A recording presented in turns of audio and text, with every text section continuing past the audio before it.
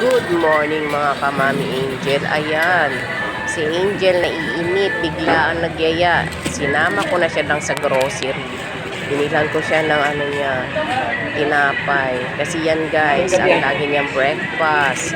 Kung hindi sliced bread na sinasawsaw sa gatas niya ay yung Quaker Oats. Yan, palitan yan na breakfast niya or minsan yan na rin ang merienda niya guys. Basta may partner siyang gatas. Yan guys, ayun si Angel na pinauna ko, pinutulak ng kanyang data, nag-aware sila. Kasi naiinip siya sa bahay guys. Dinala namin siya sa Primark, sa may Save More. Malapit lang kasi sa amin guys, walking distance, tatawid lang ng highway. Yan na, Primark na. Kumbaga isang kanto lang. Ganun guys. Yan. Ayun si Angel oh. Sama ng dada niya. Nagtingin sila ng sabon pamligo. Ayan.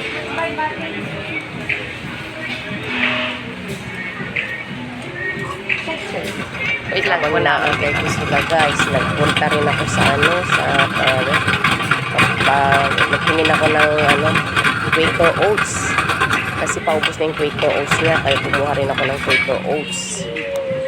Ayan ang Quaker Oats ni Angel. Bonus lang guys kasi yun ang affordable. Ako naman guys, kung saan yung kaya lang ng budget, yun lang din kinukuha ko guys. Yan yung niya, Quaker Oats. Bonus.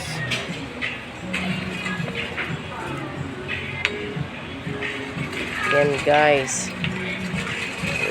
Tapos bumalik ako, hinanap ko si Angel kasi nagkahiwalay kami ng dada niya. Si Angel tulak-tulak ng dada niya ng wheelchair. Ayun na pala, parating na siya. Yan yan na si Angel. Bulagay!